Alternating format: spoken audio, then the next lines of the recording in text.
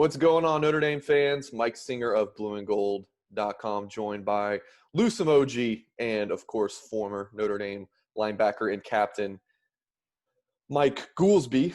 And we have plenty to talk about. This is our offense preview podcast that we've been planning here for a little while. And, of course, there's big news this week, so we have to cover that as well. Because in a recent podcast, we talked about should Notre Dame join the ACC full-time? And Mike and Lou gave their opinion, so we're going to address that now that Notre Dame is in the ACC, of course, just for this year. So we're going to have a really sweet podcast here, breaking that down, as well as the Notre Dame offensive position units. If you are watching this on YouTube, please give us a thumbs up on the video and subscribe to us on YouTube. That really helps out our channel. And if you're preferring the audio route so you don't have to see our pretty faces, totally understand that. You can find us wherever you listen to your podcasts, whether that's through Apple, Google, Spotify, on blueandgold.com, or you can go to anchor.fm/blueandgold and you can support the page. You can leave us a voice message. You can find all of our podcasts there as well. With those housekeeping items out of the way, we'll throw it first to Lou. Can you quickly break down what the news has been this week on the scheduling front? What do Notre Dame fans need to know? Well, as expected, Notre Dame will be part of the ACC as a full-time football member in 2020 because of the pandemic that's occurred. A number of games had to be canceled. Both the Big Ten and Pac-12 indicated in early July that they were going to go to a conference-only model. And right off the bat, that eliminated 3 teams on Notre Dame's schedule, with Wisconsin in the Big Ten and then USC and Stanford in the Pac-12. And since then, the SEC also has gone to a conference-only model. So now that's a 4th team out of the mix with Arkansas. So now you're down to 8 regular season games. This was anticipated pretty much by Notre Dame as a contingency option as far as going to a full ACC schedule. So they will be part of a 10-game ACC schedule, a +1 non-conference schedule. And unlike in past years, the ACC is not going to have 2 divisions, the Atlantic and Coastal, where there are 7 teams apiece. It's 15 teams now, including Notre Dame, and the 2 with the best winning percentage at the end of the season, after hopefully 10 conference games are played, will meet in the ACC championship game in Charlotte on either December 12th or the 19th. Mike. So, and Notre Dame is eligible. Right. So first of all, Mike, it's 10 conference games +1 non-conference, which is interesting because we don't know who that non-conference game would be. It's definitely not going to be Arkansas. So then you're looking at Navy, Western Michigan, or the field. So we're going to assume it's Navy. Mike, as a former player, do you like the Navy game? From your take, do you like the Navy game? Or I should say yes. If you think about it as a former player, maybe you don't like preparing for the Navy game, but do you like the Navy game for Notre Dame?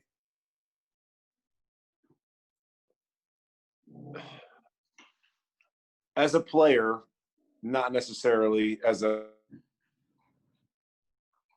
necessarily, but the Navy game in this scenario, what does it bring to the table in terms of your one non-conference game, in terms of strength of schedule, etc.? What does it bring to the table? That's, I'd kind of pose that question to the group. Well, it's the history and the tradition. I'm sure everyone is bored to tears hearing about it, but during World War II, Notre Dame was on the verge of closing down because of, just not enough enrollment. So the Navy opened up the V-12 program at Notre Dame, which, kept it financially solvent and absolutely helped it to prosper. And the university president, Father Hesburgh, later said, as long as he's around, Navy will always be a part of it. Now, defensive players, especially like you, Mike, I know have had a problem. It's not just preparing for the triple option, which is a whole different animal, but dealing with some of the cut blocks, which is legal compared to a chop block, but it's not exactly the favorite aspect. For, in that Navy game, a cut block is a block. They're one and the same essentially when you play Navy. But I'm saying, and I appreciate the history, the backstory of the Notre Dame Navy rivalry. We'll call it that. But I'm saying present day, what does that game bring to the table as far as your strength of schedule when you're trying to get into that playoff scenario? If that's the game we play, so be it. Everything's so strange. Everything's so upside down. Again, we're happy to play football, but strength of schedule wise, again, at the end of the year when you're assessing a season. Who would you rather Notre Dame play? I mean, the SEC, I'm sure the SEC has no plus ones, right? Is it ACC really the only major conference this year so far that has plus one? Yes. So, I mean, if you're Notre Dame, whether you're playing Navy or Washington, at the end of the day, it's the Clemson game. It's the Clemson game and getting through the rest of your schedule. If Notre Dame takes care of business, I don't think it really matters who they play in that plus one game. So might as well just keep it Navy. Fair enough. Or you'd play. It's just such a peculiar game because it is a rivalry and those kids do show up. But could you not get an easier game, as it were, is what I'm asking. Western Michigan will be on there. But I think, to Lou's point, the rivalry's been around for so long, it would be pretty neat for this year if that stayed, because Navy still really wants to play that game. It's just the location. Yeah, and I get it. And again, I mean, on paper, we should roll over Navy, but it's just in terms of your preparation for a season and sort of the routine of a season, it's you're playing customary or traditional offenses, again, from a defensive standpoint. And then it's just a huge wrench thrown into your week-to-week kind of plan, because you've got to stop completely, re-game plan and prep, and the way you practice is completely different. And then you jump right back in line playing traditional offenses. So, again, on paper, it should be we should roll them over. It should be a blowout, but it's not like that. And any team that has played Navy can attest to that. And kudos to those guys. So if that's who we play again, great. Let's play some football. But I think, maybe I'd rather play Western Michigan just to get just maybe potentially an easier win under your belt. Funny thing is, we talk about strength of schedule. Of the 11 games Notre Dame is playing this year, there's only 2 who finished ranked last year. Clemson, of course, which made it to the championship game, and Navy, which was 11-2 and finished number 20 in the country, even though they did lose 52-20 to Notre Dame. Shifting gears to now, let's just focus on Notre Dame, the ACC. Like I mentioned earlier in the podcast, that was a hot topic of ours a couple of weeks ago, and breaking down, should Notre Dame move to ACC as a full-time member. And I know, Lou, you've wrote about what will the 2030s bring looking ahead, and you do think Notre Dame will be a full-time. That's one of your predictions, right? That Notre Dame would be a full-time member of the ACC. I would not be surprised if by the time we finish the 2020s, if in 2030 Notre Dame is part of the ACC. I mean, you go back to 2009, before we started the 2010 thing. Who would have thought Nebraska, Rutgers, and Maryland would be in the Big Ten, or West Virginia in the Big 12, Utah, Colorado in the Pac-12? There's just constant flux towards conference play, and I would not be surprised if eventually Notre Dame has to go that direction too. A lot will be determined, I think, by 2025, when you have the college football playoff might expand from 4 to 8 teams. And then at that point, maybe Notre Dame says, you know what, we don't need a conference, or, the NBC contract runs out and maybe there's a better deal you can get with the ACC network or some other deal. So 5 years from now, I think we'll have a better understanding of the lay of the land.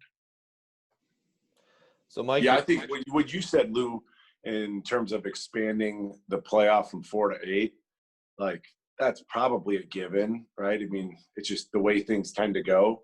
And as we alluded to the last time we all spoke, I think we will join the ACC. I don't think it's a bad move. I've had pretty strong feelings about that. I don't see how we jump in and then just jump back out. So I'm okay with it. And again, my philosophy or theory towards that is join the ACC, win a conference, get to the playoff. It's pretty cut and dry. Yeah. And, you know, we always talk as Notre Dame fans about national championship, and you lose a game during the regular season and all of a sudden, like, boy, it doesn't look good at all. Whereas one of the things I point out, Notre Dame could lose to Clemson during the regular season, but still have something like the ACC title game to look forward to and play for that the rest of the season. It's not like it's over. And if they beat Clemson, they can still play for the playoff. They can still. Sure. So, you know, in that sense, it makes it a little bit more exciting as far as the long-term reach. We keep talking national titles. That's the only goal. That's the only goal. Well, how has that worked out the last 32 years? You know, not well, Lou. But no, you're echoing my sentiment last time we spoke. Again, from a player's perspective, you lose one game and it's like, now what am I playing for? You're halfway through the season. Maybe you've got 2 losses on your schedule and throw the season out the window. I don't want to go play in the Liberty Car Care Bowl or whatever it's going to be, right? You know, we went to Notre Dame to win a national championship. So, yeah, I love the idea. So I'm just happy we're playing football, guys. Fingers crossed. Fingers crossed. Yeah, there you go, Mike. There you go. Well, we good on ACC stuff, scheduling. I mean, we're pretty much all in agreement here. I don't think there's a whole lot more to touch on. Yeah, if they want to stay independent, but it doesn't affect me, or I think many others, as it might have in the past. It's like being independent was a sacred part of Notre Dame football, and I understand why people would feel that way, but landscapes change during the course of everything, and this might be part of it for Notre Dame. Yeah, this is extraordinary circumstance is what brought you to this point, and it is what it is. We got to play football. We got to play football. You were saying something, Mike? Yeah, you know, every time some kind of scheduling news happens and you log onto Twitter, you know what's always trending? Notre Dame. Everyone's always complaining about Notre Dame and something. Oh, they join a conference. What do you guys think about when all these SEC, Big 12, Big 10, whatever fans are just trying to rip Notre Dame all the time, being like, you know, why does the ACC pander to them? You know, why can't Notre Dame just join the conference? Like, what's your guys' reaction to that as either a Notre Dame journalist or a former Notre Dame player? Go ahead. Go ahead, Lou. Sorry. Go ahead. Well, after a number of years, you kind of almost become immune to it because it's part of the fabric of Notre Dame. We always talk about we hear how Notre Dame is irrelevant or this or that, but just the fact that it's always in the news like that doesn't make it irrelevant. It contradicts that very notion. So after a few decades, it kind of goes in one ear and out the other because you expect it. Yeah. If we're irrelevant, why are folks talking about us constantly? Right. So Notre Dame matters. People want to talk about it. I do think I've always got the sense as a player, now ex-player turned analyst, you know, there's very little middle ground with Notre Dame. You either love Notre Dame or you hate Notre Dame. There's very little gray area there. Which has always been interesting to me.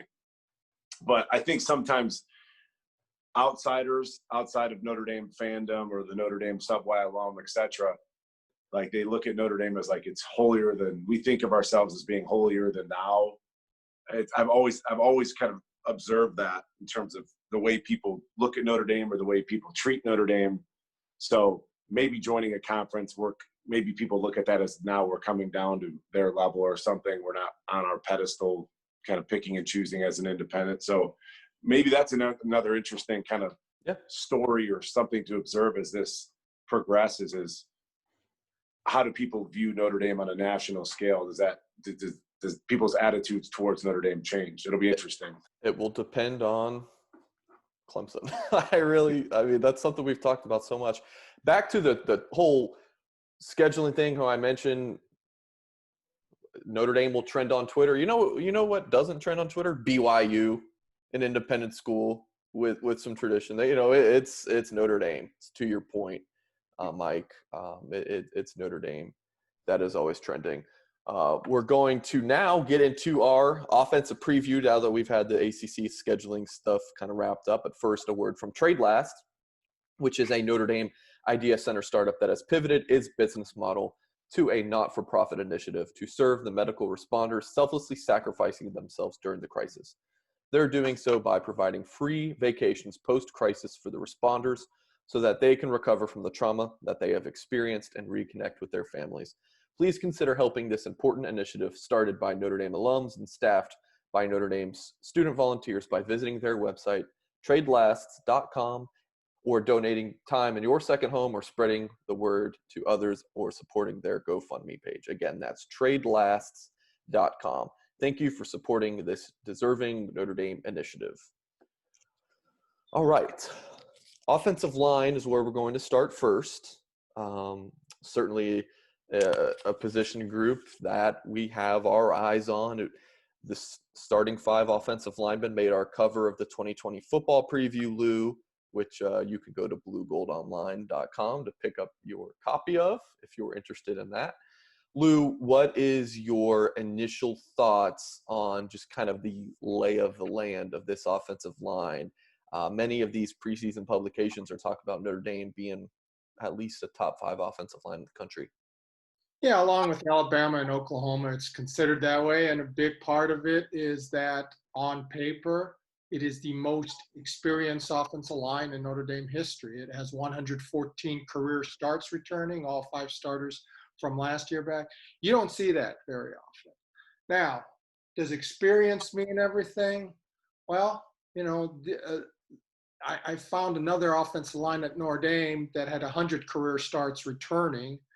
That was in Charlie Weiss's last year in 2009, and they finished 6-6.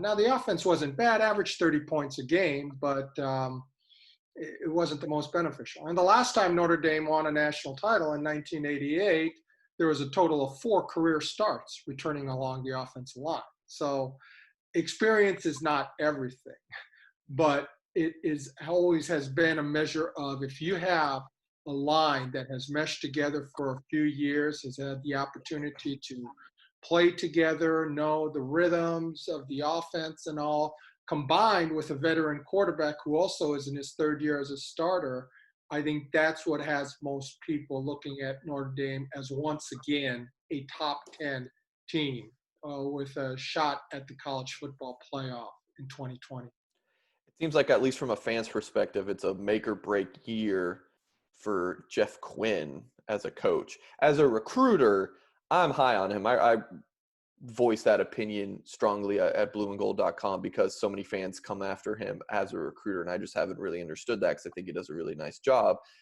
But I don't speak to the coaching acumen. So, Lou, do you think it's a make or break year? I mean, he's got such a, like you've mentioned, he's got such a solid returning line.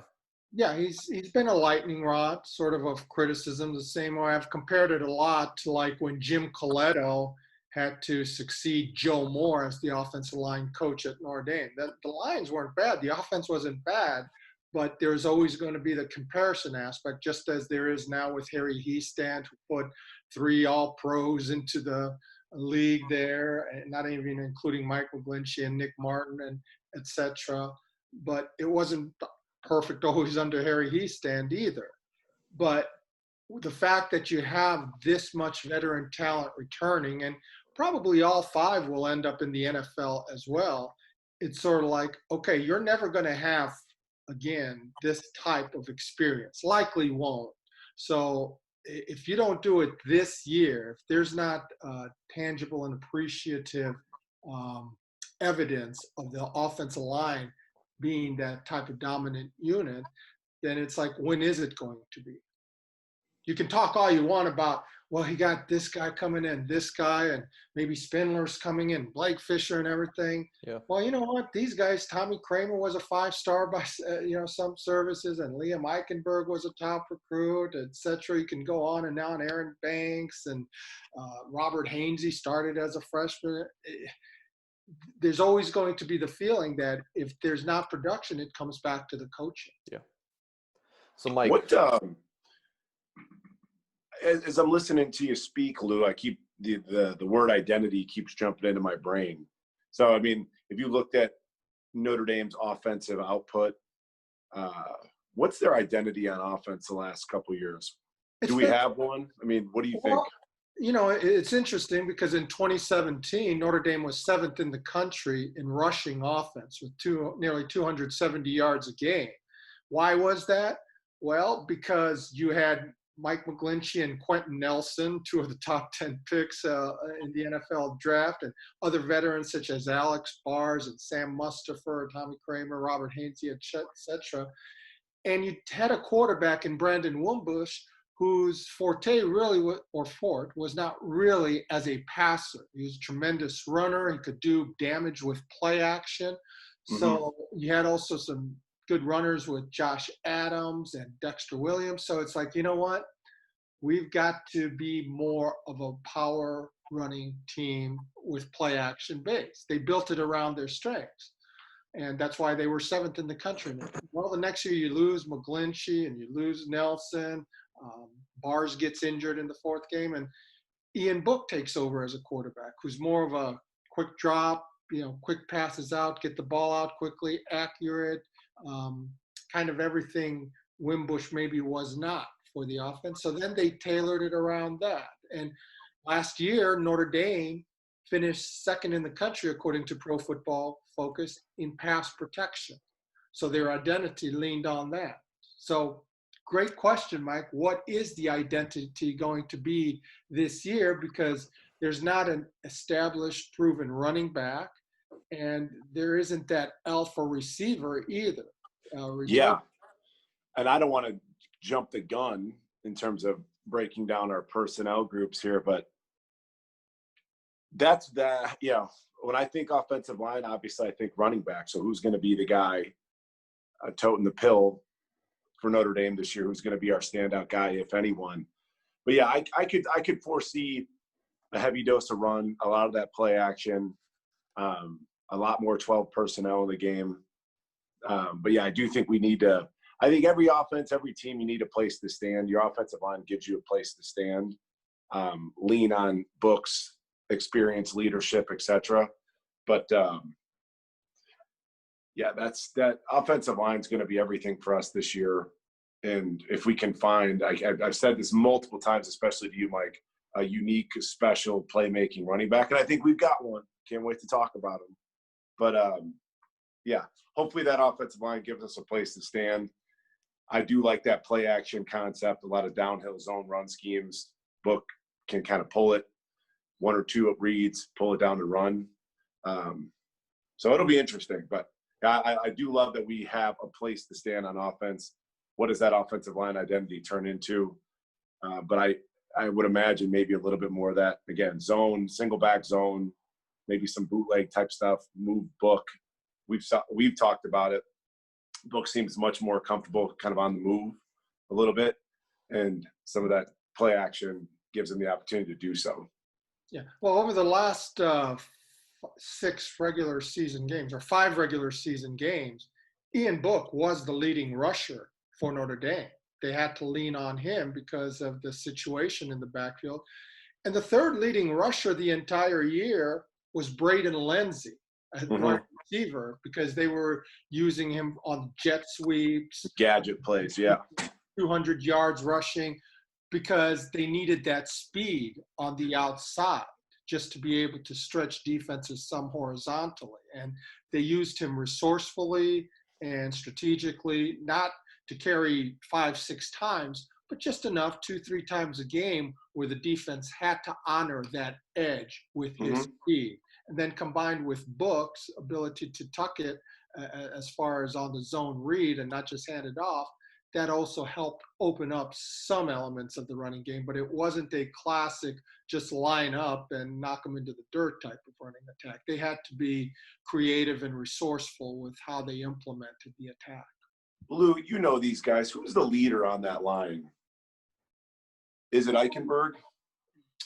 You know, I don't know if there's anyone, it would probably be Robert Haynes. He was elected as a captain last season as a junior, because he came in as a freshman, and he's just one of those type of guys who has that natural Pied Piper effect on people.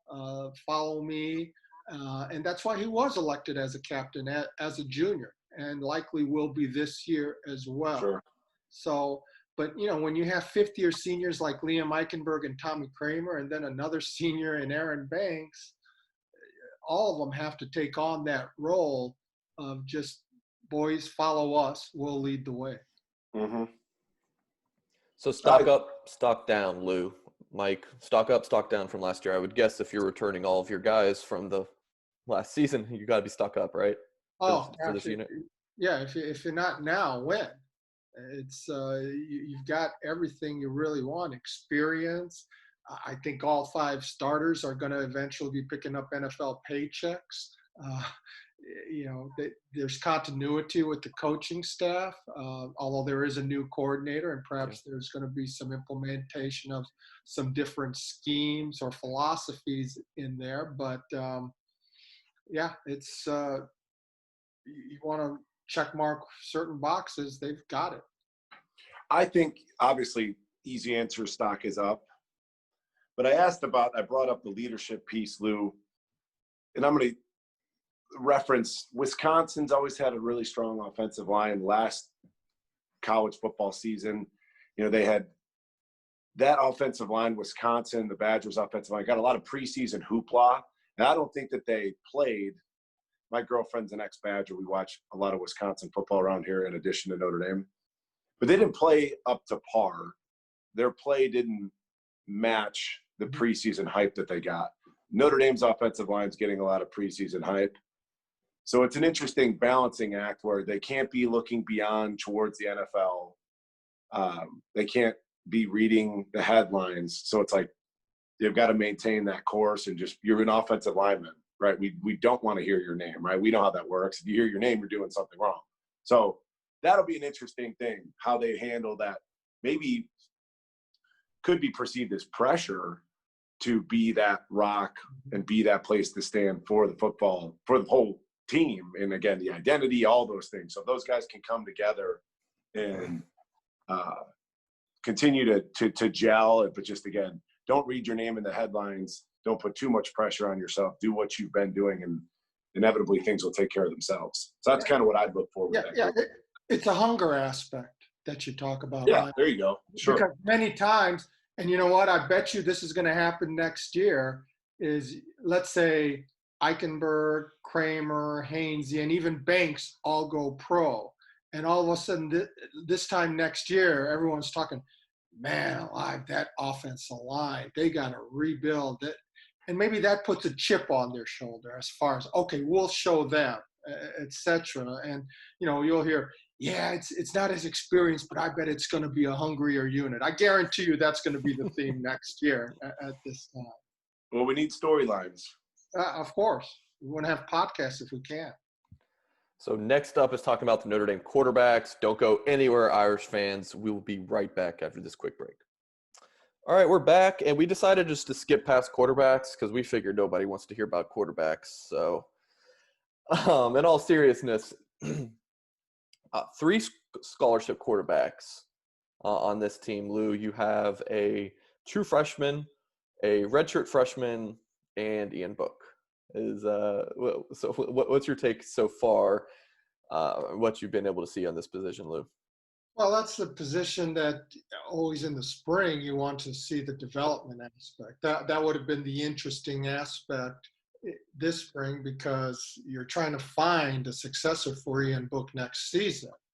And Brendan Clark was not an early entrant, so he only had the reps in the fall, whereas Drew Pine was the first since Malik Zaire in 2013 to enroll in January. So it was an opportunity for him to compete with Brendan for that number 2 spot. But because he only had one practice before the cancellations because of the pandemic, it was very difficult to get any sense at all as to where,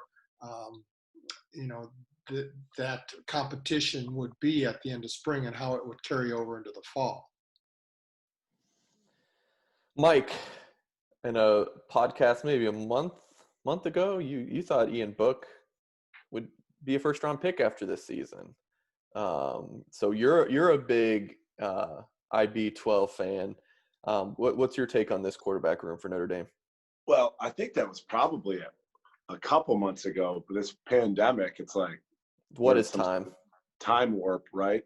I don't think you've left that room in like 3 months, except to move. I'm in my house now. I record that in my apartment. Thank you very much, Mike. Well, and I also didn't say he would be a first-round pick. I said I think he could be a first-round pick. Okay. So that's a huge delineation there. Again, offensive line makes sense, right? On paper, gosh, what a great scenario. You've got a 3-year returning starter with a great record in terms of wins and losses. A lot's going to fall on Book's shoulders this year in terms of helping guide that offense and guide that team from a leadership perspective through this kind of craziness that we have. But damn, what a luxury to have him. And what an opportunity if you're Ian Book in terms of your perspective of this season. So, I'm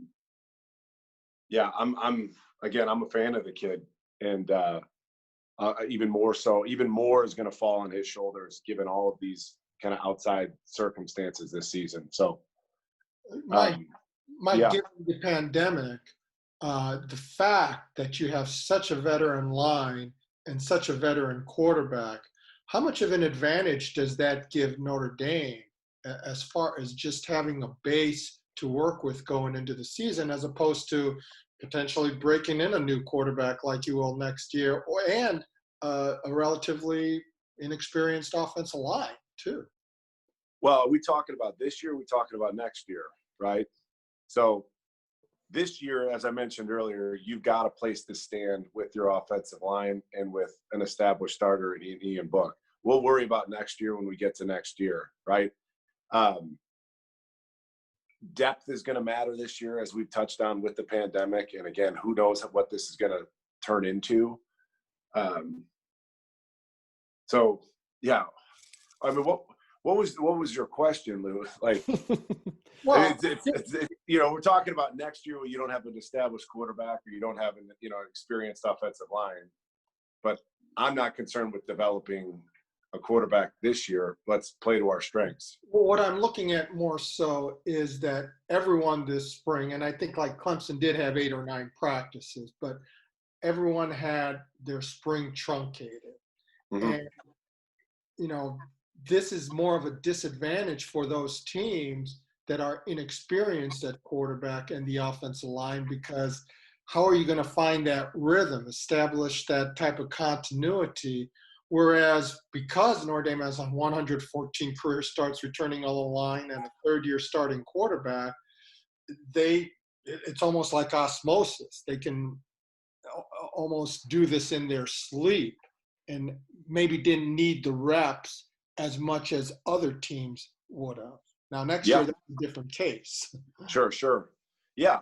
So we just got to figure out who are his targets going to be, who's he going to become most comfortable with outside, again, to find that time to gel, etc. I think this transfer from Northwestern might be that guy. It wouldn't shock me at all. But going back to, again, I've touched on this before, like, you'd have to have a place to stand. You have to have trust. So if all these coaches, without all those practices, they trust that offensive line. They trust, hopefully, Book's decision-making process. So they can afford more time, put more energy into these other aspects of the offense, because, again, I can lean on these guys to perform because they've done it for a long time. And it's just one less thing to keep a coach awake at night. Now It's like we got to find our running backs. We got to find our outside receivers.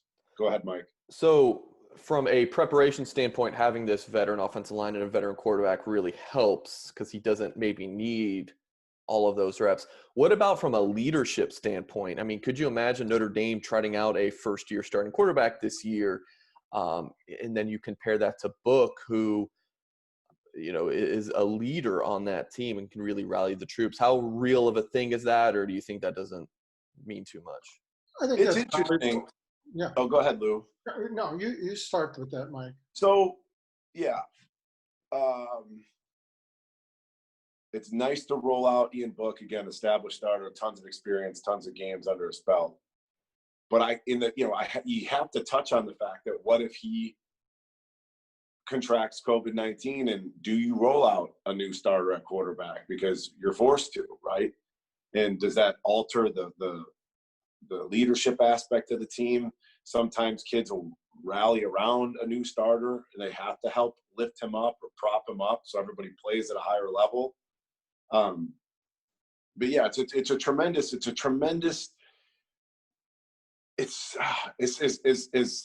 people have strong feelings. Notre Dame fandom, guys on the message boards, etc. They have strong feelings about Ian Book one way or the other. It tends to probably skew one way more so than the other. But if you look at the season objectively, you've got a great offensive line coming back. We've got a couple very talented running backs that I can't wait to talk about. You've got a super established quarterback. It doesn't look bad on paper. It's very exciting to me on paper. When we roll out the season, you've got a decided advantage at arguably the two most important positions, and whatever that identity turns into offensively.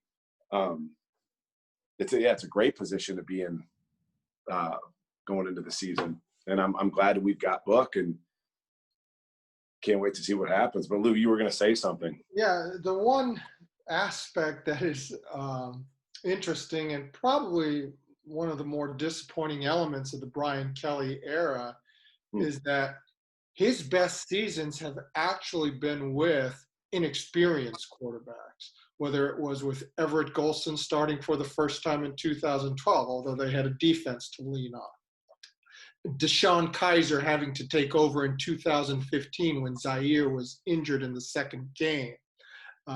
Wimbush with that 8-1 start in 2017, and then Book taking over as the first-time starter in 2018. And as opposed to, wow, they went in Deshaun Kaiser's second year 4-8. They had a drop-off under Everett Golson, who I think accounted for 23 turnovers in 2014 in his second year as a starter. So I asked Brian Kelly about this a few years ago, and he acknowledged that when they do have a new quarterback, an inexperienced quarterback, they go back more to the basic tenets of offense. Maybe not open up the playbook as much, keep it more simplified, and as opposed to when you have that experienced quarterback, maybe you try to do too much and put too much on him, and then that burden can sometimes be a little bit overwhelming. So maybe that might play into it as well this year when we look at Ian Book. And that's great that he has 23 career starts under his belt. He's 20-3 and all. But even last year, you saw during that slower start, 5-2, and they had to survive against Virginia Tech after the Michigan game, that it wasn't the same Ian Book as in 2018. And part of that was maybe too much was put on him. And when they went back to some of the basic tenets, it became more effective. And the schedule became weaker too in November. But just because you have experience, that's not the end all be all for success. Sure. Well, yeah. And then you factor in too a new-ish play caller in Coach Reese. That'll be an interesting factor. So is he going to try and kind of flex his creative muscles in terms of play calling and, like you had said, maybe doing too much? Or are we just going to go back to execute smash mouth? Again, if I had a crystal ball, man, I see us running a lot of 12 personnel, 11 personnel, zones, play actions, boots, almost like the USC offense that, beat the piss out of me as a player for all those years. It's a great offense, and you've got the right kind of trigger man to do it. You've got an outside threat in Lindsey for some of that deep ball action. You've got the Northwestern transfers, your possession guy. You've got Tramble, who can run all those over the top kind of drag routes. And I think you've got an interesting personnel mix to do that. That's a simple type offense to execute, and it's really difficult from a defensive standpoint to read against it, because it all looks the same, whether it's boot, whether it's a zone. You're getting the same read on the defense. So we'll have to see. But I'm glad we've got Ian Book, and nobody ever took me up on any of those bets about the first round pick deal. So we'll see how that turns out. Now, okay, so Mike, when you watch Ian Book, what is it about his game that really gets you fired up? Like, just from like a film X's and O standpoint, like, what do you really like about what he can bring? Yeah, in a word, Mike, I just think he's what modern football is turning into. He has a lot of that skill set in modern day football, with an athletic quarterback, accuracy, can make plays on the run. Again, a little bit of that backyard football. I don't know if you guys are watching this, the NFL, the top 100. It's, the NFL Network's running it. Man, some of these edge rusher type guys, these defensive end, outside linebacker, Von Millers, again, pass rushers have grown so much that you need that type of athlete that is with escapability that Book brings to the table. So that's what excites me most about him, is, again, he's kind of like, he's the measurables, the speed, the ability to throw on the run. It translates to modern day football. That's what it gets me excited about him. He's not a traditional pocket passer. He's not comfortable staying in the pocket, forcing him to stay in the pocket. So hopefully we get some of those design plays where he's out on the move a bit. All right, we have running backs coming up next. I know Mike's very excited to talk about a couple of guys, but first, a word from a sponsor. Looking for that unique Notre Dame item for the Irish fan in your life? Visit Augie's Locker Room, the country's #1 Notre Dame memorabilia shop. They have the largest selection of Notre Dame helmets, dating all the way back to the turn of the century up to present day, including the Shamrock Series helmet. They have stadium benches, framed tickets, one-of-a-kind Rockne items, signed items, and many other unique pieces. If it's Notre Dame, they have what you're looking for. Visit them online at augieslockerroom.com or call 574-277-ND, augieslockerroom.com. All right. This is not something I told you guys I wanted to talk about, but I want to talk about it as we get to running backs. When you think about how important each position is, where do you rank them? So you have 11 starting players on offense, and I figure let's go with a 3 receiver, 1 tight end, 1 running back set. Is that 11 personnel, Mike? Is that right? 11. That's so correct. I did this off the cuff in about 30 seconds, about 10 minutes ago recording. The most important position on the field is quarterback, right? And you mentioned the freak DNs in the NFL. So what do you need to protect your quarterback against the Von Millers of the world? You need a great left tackle and then a great right tackle. So that's why 2 and 3. And in today's modern football that you talked about, I think you need an elite #1 receiver. So I have that at 4. And then 5 was really close for me, between 4 different spots, between running back, tight end, and then left and right guard. I put running back at 5th most important position, tight end 6. And see, this goes to me doing it in 30 seconds between the running back, tight end, then that left and right guard spots. I didn't really have a ton of time to put this together. So I got tight end #6 most important position on offense, and then left, right guard, interchangeable. Maybe Mike, you could say which is more important. I guess it might depend on your scheme or which direction you like running more, all that kind of thing. And then looking at #9, I have center. Maybe you guys would think center's more important. And then I put your your number 2 and 3 receivers as the least most important.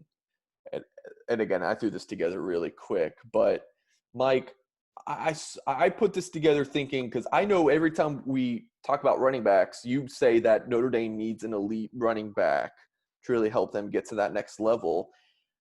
And I don't think that's needed. I think you need, for a running back to be really successful, you need a great offensive line and a good passing game to open up the running game. So I'm curious to see what you think about kind of my quick list I put together and get your take. Well, that's a fun exercise. Exercise, yeah. I don't do much of that. Yeah. I think I would switch a couple of those around.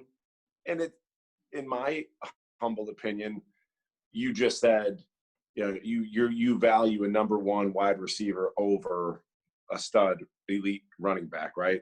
I would flip-flop those two. So if you're saying quarterback's 1, you know, maybe your offensive tackle is 2 and 3, left and right, respectively. I'd put a running back at maybe 3, and then I'd bump a right tackle down a little bit more. Okay. Generically speaking, you don't need a great offensive line to have a great running back. So that's what's makes a great running back special, is that they can create some of their own yardage. What we've had. What kind of backs are you talking Jones about? Like last year. Reggie Bush? Like what kind of backs are really good without a at least above average offensive line? I feel like those are like borderline generational players, like a Reggie Bush, or of course he had good offensive lines, but so to finish my thought, Mike, before you interrupted me, just saying. So like, why is a running back so important? Because you can do so many things with them.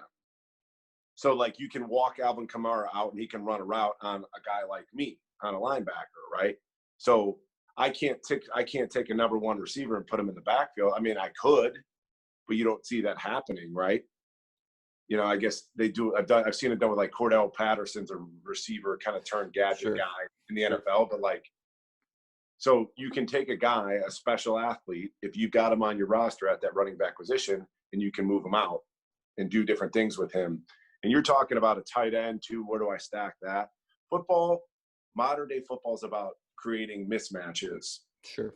And you need that body type or that athlete to create said mismatch, regardless of position.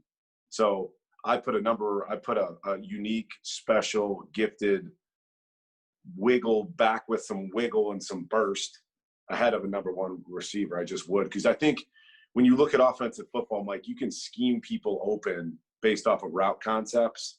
Mm-hmm. You know, I mean, like, and I hate to reference the NFL all the time, but like, look at our boy Tom Brady. Has he ever had? I mean, he had Randy Moss for a few years or a year, whatever it was, and broke a ton of records because he had a number 1. But typically, he's just got a bunch of average guys that have become household names, and they're schemed open based off the route concept and the defense. Versus a running back, they make their own yards. And I think Chris Tyree, to me, is on paper and what I've seen on film comparing these kids, he is that special kid. Like Tony Jones, great player, good kid, whatever, averages 6 yards a carry, but like, he's not a real threat. He's not going to scare you where it's like, shit, I got to wrap up or work on your tackling that week. He's just a big kind of plodding back that would get you. And there's so many plays that I've seen on these little inside screens and things where it's like, man, if we had a kid with just 10, 15% more ability, that could have been a crib call. Like that would have been a touchdown. So, Mike, I'm going to take you back to a game in your era, the 2004 Michigan game. And Notre Dame had just lost the opener to BYU, 20-17, 0 running attack. I think finished with 5 yards rushing in that game. Lou, do you know how many times we punted against BYU? I don't think it was much. It was 11 times we punted that game. 11 times? Okay, well, you got me on that one then. Whoa, sound the alarms. Lou didn't know. But 11. So yeah, but to your point, yeah, we didn't have much of anything going on. there was zero running game. And the next week against Michigan, Notre Dame falls behind again, 9-0. Zero running game again. It was a situation very similar to this season as far as who's going to be the lead back. All of a sudden, late in the second quarter, the freshman Darius Walker is put in there. And he ends up with 115 yards rushing, a couple of touchdowns. Notre Dame ends up winning 28-20. And it's like, where the hell was this guy? He provided that instant spark. And what you saw is he was able to hit the holes when they weren't necessarily there. But what you also noticed is suddenly the offensive line blocked better because it was the knowledge of, if we just give a little crease here, he's going to find it and he's going to break, not necessarily break that 30, 40, 50-yard runner because he was never a breakaway runner, but he was making 6-yard gains out of what should be 2-yarders or, Thank you. Yeah. And everything. And that was the first time. I always was of the thought that any running back, I'd much rather have a great offensive line than a running back because the offensive lines make great running backs. Well, in that situation, it was the running back who made the offensive line. All of a sudden, they were holding their blocks longer, and everything became more effective. Perception, yeah, it's a lot of that's perception, Lou, too. But a guy like Darius, part of what made him a really special back was he knew how to set up his blocks, and he was a patient runner, and he was also slippery. Like, those are words that, you know, when I'm talking about a guy with wiggle, he was not fast. He had good hands, but he was slippery. So some of these backs, like, I could go down a very long rabbit hole here, but some of these backs and some of these, again, modern day football players, like the studs, the way that their hips kind of move, like they're special in terms of how their body sort of moves. They can drop their weight. Like, but yeah, is it the offensive line playing better because they're inspired by Darius behind them and they're excited about it and they work that much harder to hold that block 10% longer? Or is it Darius setting up that block the right way? But yeah, I think you need a guy that's got some unique ability. I think Walter Payton had a great quote. And I don't know. I'm not going to get it just so, but basically told his offensive line, like, let the first guy go. Like, don't block the first guy. I'll take care of the first guy in that. I'll make him miss. You go block this guy. So if you've got a guy that has some make you miss ability, that's what I'm looking for when I talk about a special back. I don't need a thumper, a plotter. We have those kids, and they're a dime a dozen out there. I think Chris Tyree, I really truly feel he's got, you know, some special gifts that not a lot of kids do have. So I'm very, very excited to see him get on the field. If you had to compare him to any back, whether you played with them or anything, is there anybody he really reminds you of? Oh man, when you look at him on tape. I'm not taking that bait, Lou. You know, that's not fair to the kid, but he has traits. I will say this to answer your question. Here's my, we got an election coming up. This is my political answer, bud. So I think he has a lot of traits that you see in a lot of high-level elite running backs in terms of the body lean, the wide base, the make you miss, the short area quickness. And again, he's got like real fluid kind of hips. And like, I challenge people, like, go look at, like, if you watch Saquon Barkley run the ball, like his hips are almost like disjointed from the rest of his body in terms of like how he moves, and he can sit down in the hole and do some of those things. Like, Tyree's got a little bit of that. So I'm not going to give you a player, but he's just got a lot of physical traits, characteristics, abilities that you see in super high-end running backs. So do you see him as the lead back for Notre Dame in 2020, or is there somebody else also you feel can be a complement to him? Maybe one or two other guys? Yeah, I would like to see a committee, at least two guys. I mean, he's going to be coming in as an incoming freshman. That's a lot. There's a lot. Shoot, I mean, he's still got to handle his schoolwork and continue to physically mature and emotionally mature. There's a lot on a kid's plate if they're asking an incoming freshman to be a full-time starter. But if we can't find situations to sprinkle in some of these talented kids, I don't know what we're doing. But yeah, you'll find maybe a guy that's a little bit better or more trustworthy in pass protection, in some of those scenarios. But yeah, we've got to have 2 or 3 guys, but a guy that you could plug into the game like a Tyree, and he can give you some juice. I'm excited to watch him play. I think with all the scholarship running backs right now, maybe minus Mick Asaf, you could honestly make a case for any of those guys being the leading rusher on this team. Maybe not Tyree, but and maybe Book leads the team in rushing again this year. But Lou, at the end of the season, who do you think is going to be the team's leading rusher? Oh, great question. There's a great history under Brian Kelly of senior running backs coming out of nowhere and saying, wow, he really emerged, whether it was Tony Jones last year or Dexter Williams the year before, CJ Procise in 2015, Theo Riddick in 2012. Is there something with coaching that Jonas makes Gray, that a thing, or is that just good coincidence? Yeah, Jonas Gray in 2011. I don't know. So we're hoping Jafar Armstrong continues that tradition. He has 505 career yards rushing. You know, Dexter had like at about 634 going into his senior year. Tony Jones had about 628 or something going into his senior year. The job was his last year, and then he had that abdominal pull in the first series against Louisville in the opener, and he was never the same after that. So it's his to take control of, or at least seize the opportunity, like the others did. So that would be maybe the safe bet, but you know, we can't base it just on what others have done, but the history has certainly shown that the guys who have been in the system for a few years, as seniors, they emerge.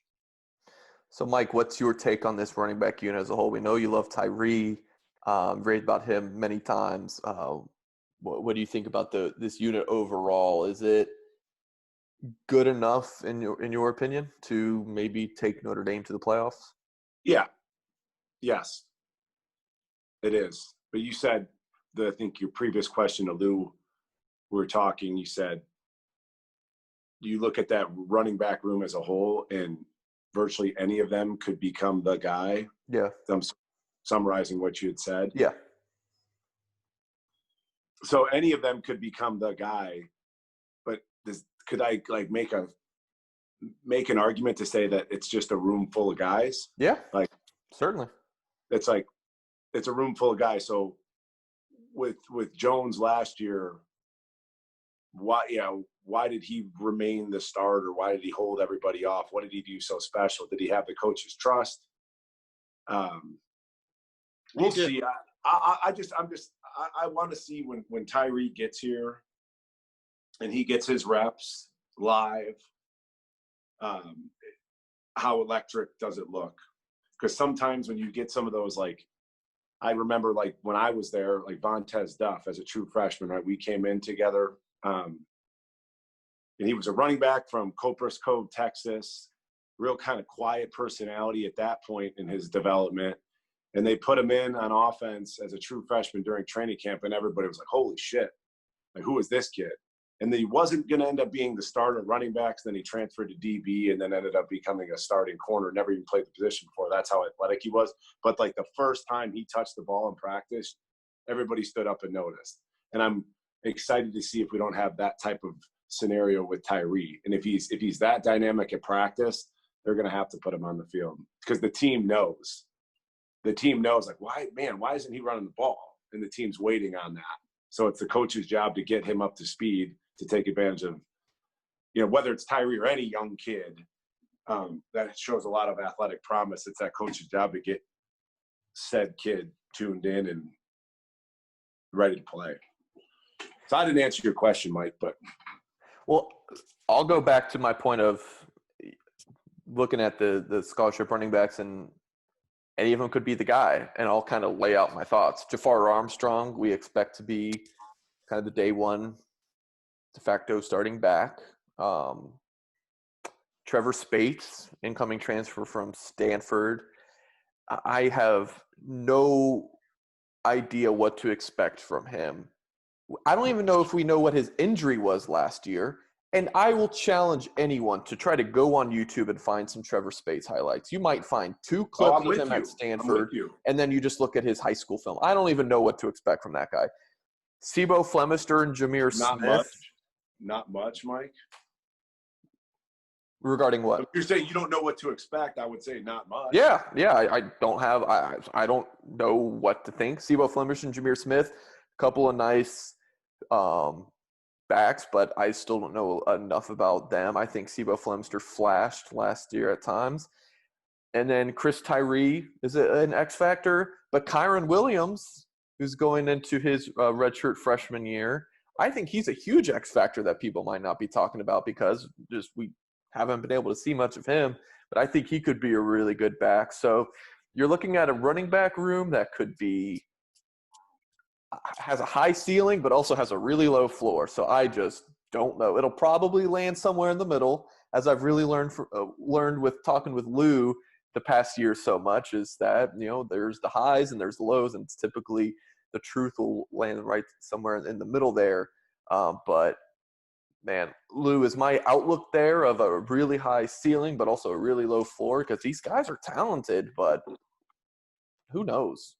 Yeah, you would think out of a half dozen prospects there, you can get 2 out of there that develop. It's just. But what about for this year? Maybe Chris Tyree and Kyron Williams end up being great, but this year they might not see the field much. No, but then you hope that a Jameer Smith or a Sibo Flemister or a Jafar Armstrong, maybe a Trevor Spates, or a Kyron Williams, that they're able to take that next step. So, the odds say that somewhere along the way somebody's going to emerge. They are on scholarship for a reason. And we see it all the time with other teams. It's like, well, where did that guy come? Why didn't Notre Dame recruit him? Well, he was only a 3-star or a 2-star when he was coming out of high school. He wasn't considered good enough. And we see these stories all the time. Why not at Notre Dame? And we've seen them at Notre Dame too. Yeah, Notre Dame landed a new commitment on the recruiting front in Logan Diggs from Louisiana. We're going to have Mike, I haven't even let you know this yet, so I'm letting you know now. We're going to have you on our recruiting podcast next week, because typically at the start of Irish Huddle, we'll talk about a new commit. Notre Dame's landed so many recently that we just have to put Mike on our recruiting show to just talk about all those new commitments. So just can't wait. Yeah, I checked out the film of that the tight end that we got. Nickel? So I've got some thoughts on there, but yeah, I can't wait to do it. All right, good deal. Well, next week we'll figure out a time there. We'll move past running backs if you guys are comfortable. We feel like we've discussed that enough. And we will move to our last position group. We're going to lump together receivers and tight ends for the sake of time.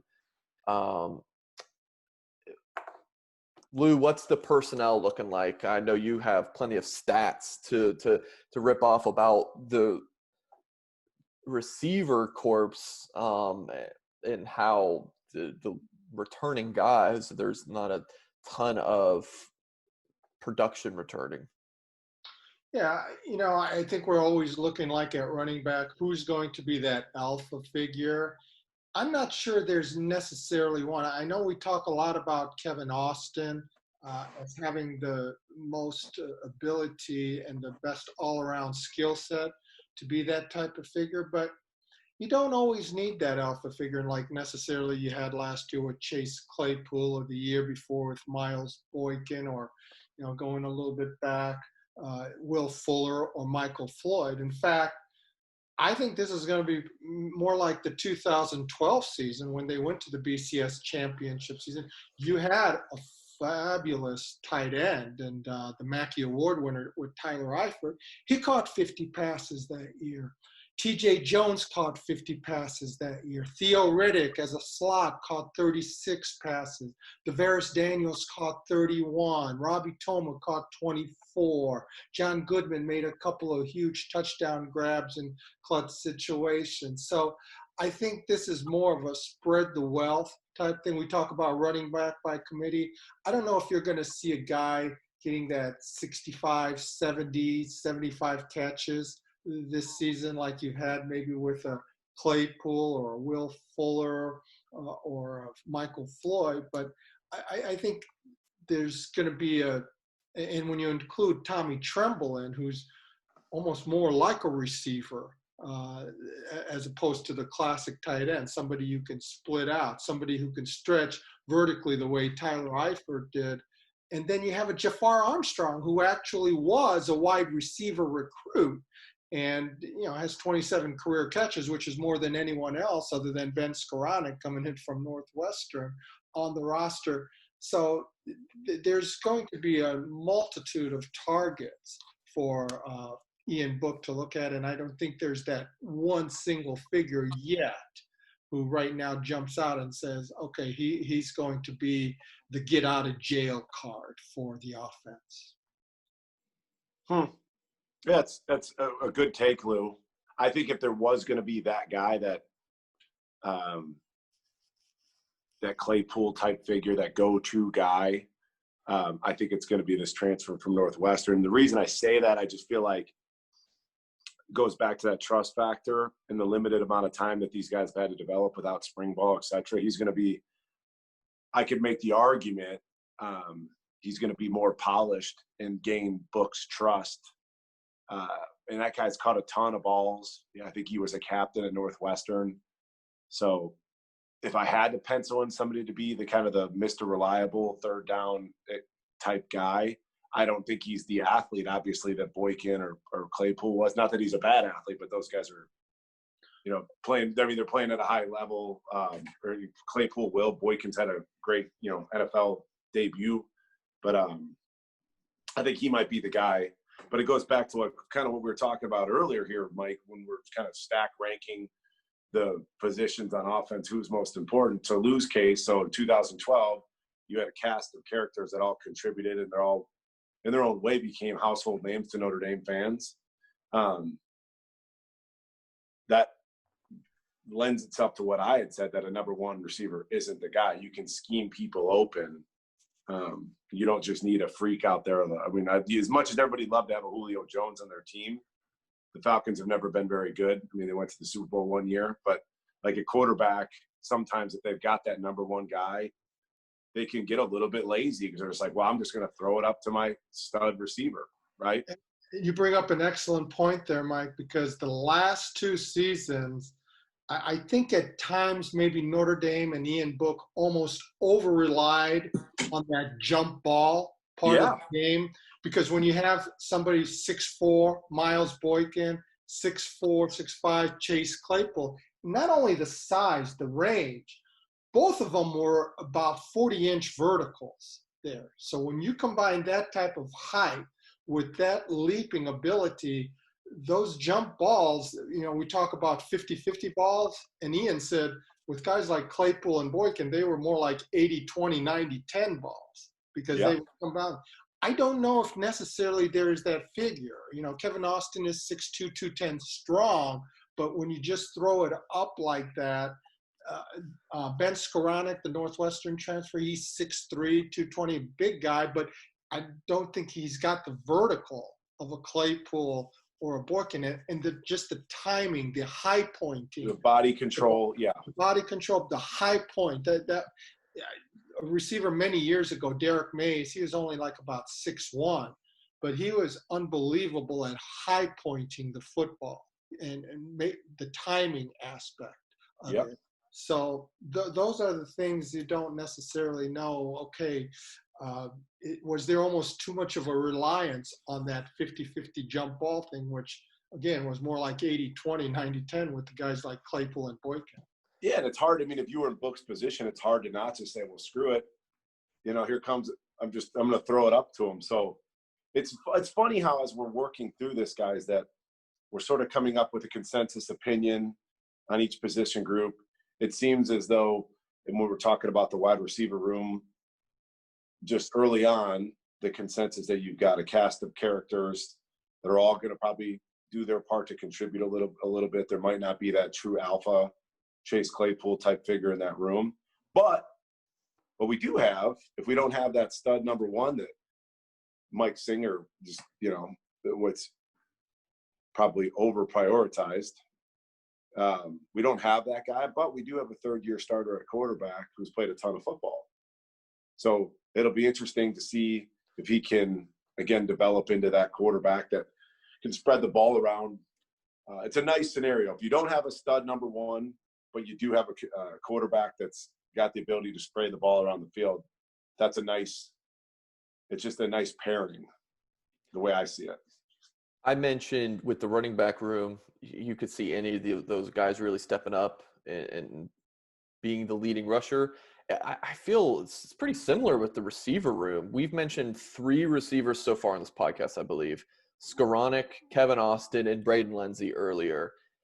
There's a bunch of other really talented players. There's incoming freshman 5-star receiver Jordan Johnson, who personally, I think Notre Dame fans might have too high of expectations. I don't see maybe he can and get some opportunities to catch some balls, but I'm not expecting. Yeah, but those stars are intoxicating, I know. I'm not expecting more than 10 catches. I don't know if he does find himself a role in the offense.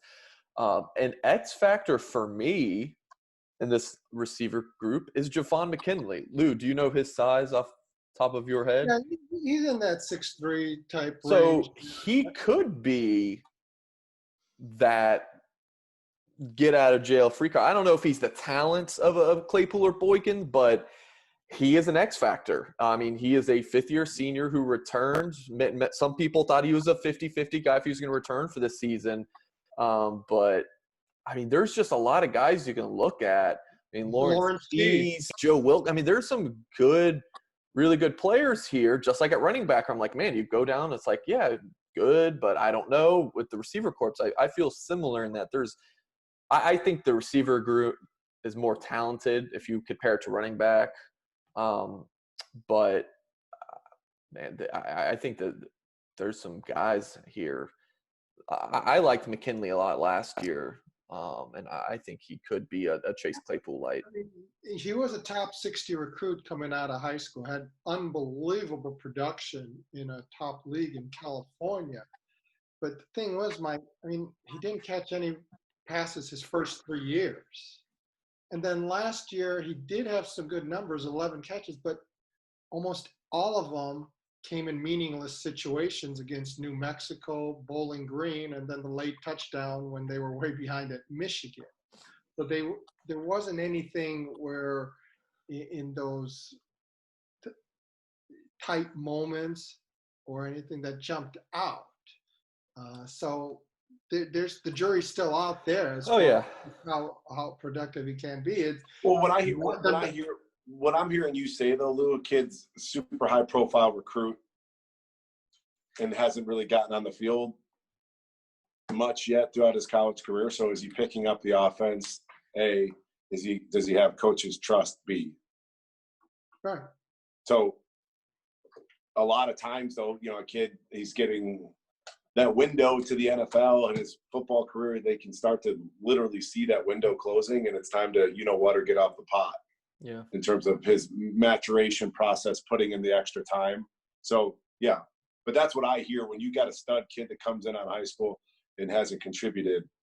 He's either not doing the little things and probably hasn't developed that coach, player trust relationship yet. So hopefully he can get around to doing so. All in all, with this receiver tight end corps, I think you look at as guys, I think we could agree that you can trust/rely on that will be the figures that are catching the balls for me in book this year. Skoranek, 1, and this is in no order. Skoranek, Lenzy, Austin, throw Lawrence Keys in there, and Tommy Tremble. Those 5, I think that's a pretty good corpse. Is that a national championship level unit? Is that a top 10, top 25 kind of team or kind of group? Obviously remains to be seen, but I think there's a lot. I think there's a lot to be excited about there if you're a Notre Dame fan. And that goes back to what we talked about originally with that 2012 group, is that likely balance. I don't know if there's at this point that one individual you can point to as saying he's going to be the get out of jail card for Notre Dame. Maybe it can be somebody like a Kevin Austin, but look, he did not play last season. He had 5 catches as a freshman 2 years ago.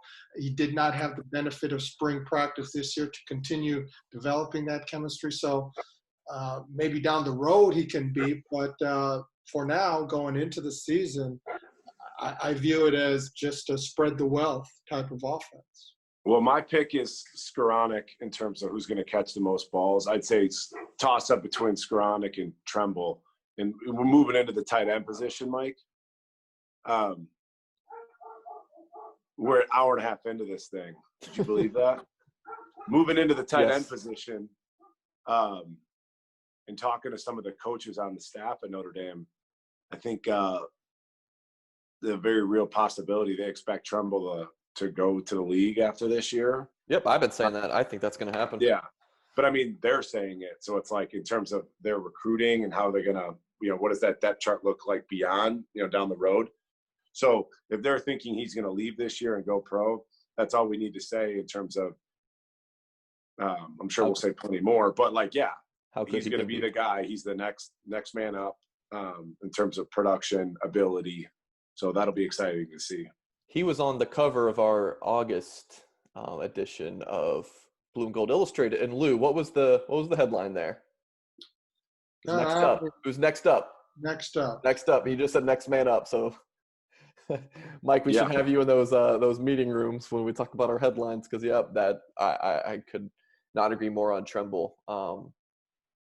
I think Skoranek is a good choice for leading receiver, definitely in terms of receptions now in yards. Skoranek's done it before, and I just think, again, I'm not talking about ability. I'm talking about just reliability.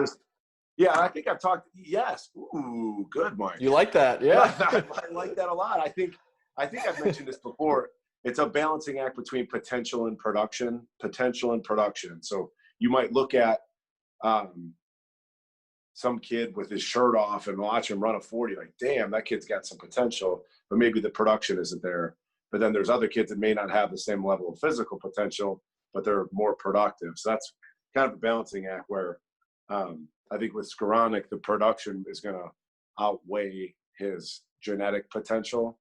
But going back to Tommy Tremble, it'll be interesting to see because I think, again, we're going to do a lot of multiple tight end sets this year.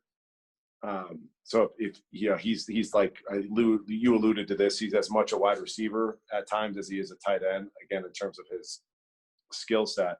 So and we also talked about creating mismatches in terms of how we're going to stack rank all these positions. Tommy Tremble is one of those guys, a little bit more so than even Cole Kmet,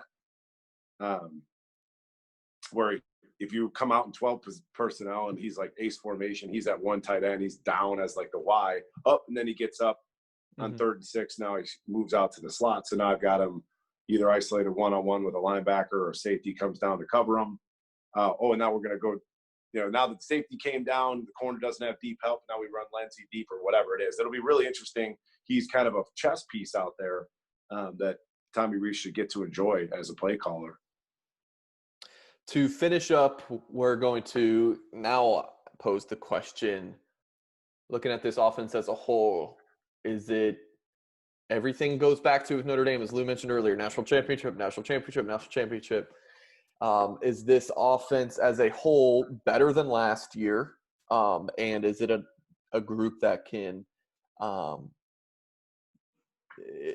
be will it help Notre Dame's chances to win a national championship, or will it maybe prohibit them? I think it's very comparable. You have more experience now at the offensive line and the quarterback positions. You have maybe, I think at running back too, there's probably a higher ceiling at running back this year than last. And I say that being mindful that Jafar did get injured on that first series. So we don't know what he could have done last year fully healthy. But the fact that a Jameer Smith and a Sibo Flemister at least were able to wade into the college football waters and get a taste of that, I think that should benefit them, and maybe Chris Tyree can lend that spark. You lose a Claypool, you lose a Fink, you lose a Komet, so there's a lot to replace there for the pass catching part of it for Ian Book. But Braden Lindsay got a taste. Can he stay healthy? Lawrence Keys was able to be productive. Can Jafar Armstrong have that impact as another wideout when he split out? Tommy Tremble taking the next – can he be that Cole Kmet going pro after his junior year? I think maybe it can be a even higher ceiling this year than last. Does that mean it's a first-tier group with the Alabamas, the Clemsons, or LSU last year and Ohio State? Probably not at this point, but certainly still top 10 playoff contention level caliber. I agree. You got to say more than that, Mike. I agree. I think it all falls back on you got more experience. I do think we will see a more explosive running back. So that's a positive there. Offensive line, you check that box. I like the group of receivers. You've got a tight end. You've got multiple tight ends, but you've got your quarterback. So it's all going to boil down to how well Book executes. But it's a good unit overall. I hope, gosh, I sound like a broken record, guys, but I want us to find that special running back. And I think that could be the kind of the missing piece, a special running back. Quickly before we sign off, I feel like we have to have a quick segment about Tommy Rees. Of course, that's a huge part of it as well, your play caller. He's a first-year offensive coordinator, so it's hard to have a ton of an assessment on him. But what do you guys think about Rees being the play caller this year? You see a lot of young offensive coordinators doing really well at this level, but Tommy Rees is my age, I'm 26. He's 27, 28. It's crazy for me to think about me being Notre Dame's offensive coordinator. Heck, it's crazy enough thinking I'm helping run a Notre Dame website. Not let alone a Notre Dame offense. Well, it's at least an offense that he is extremely familiar with. He played it 4 years under Brian Kelly. He's been here for the last 4 years as an assistant, so it's not like he's going to be a novice or this is everything alien to him. He knows the quarterback really well. He knows the personnel. He knows how Brian Kelly thinks, etc. Now, when the lights come on and you're actually out there doing it, that only time will tell there. I'm not going to make any wild predictions as, he's going to be, the next big thing as far as play calling. And I'm not going to look at anything negative just because he's inexperienced. Clark Lee also had 13 years experience, I think, before he became the actual coordinator at Notre Dame, but coaching in college. But he was a first-time coordinator, and he responded marvelously. And we've had many veteran coordinators who didn't respond as well at Notre Dame. So time is the only element that will tell. Yeah. And you could say that about most anything we discussed leading up to this season. But Tommy Rees has got a few luxuries at his disposal, again, namely the offensive line and the experienced quarterback. His inexperience as a play caller could be, you could look at that as an advantage because I've said this before, there is no book on him in terms of his play calling tendencies. So you can keep defensive coordinators guessing. And again, I reference the NFL often, but I'm fascinated to see what a guy like Lamar Jackson is able to do next year when all of these defensive coordinators have an entire offseason to digest what it is. Yeah. So you use that as a case study. And if you have Rees as the play caller, those same defensive coordinator types don't have that offseason to try and really come up with a game plan. And the other thing too, like you talked about, Mike, you guys are essentially the same age. I've talked to Coach Rees a few times on the phone. he doesn't come across as a 27, 28-year-old. He comes across as like a grizzled 52-year-old, guy that's been coaching for 25 years. So that speaks to his maturity. And I don't think he doesn't strike me as a person that's at all going to be overwhelmed by this at all. He really seems to own it. So that's very encouraging. He's a fairly unflappable individual. I Oh, think yeah. he was as a quarterback, and I'm sure that will carry over. That personality will carry over as a coach as well. For sure. Well, if you enjoyed this video, please, again, like and subscribe to us on YouTube. Like this video, subscribe. If you're listening via podcast, again, go to anchor.fm/blueandgold. And again, you can leave us a voice message, which we could even play on a future podcast, or we could pose that question to Lou and Mike here. You can leave feedback of the show there. You can even support the show. If you want to drop us recurring donations, you can certainly do that as well. So for Mike Goolsby and Lou Somogyi, I'm Mike Singer, signing off for this episode of the Irish Huddle.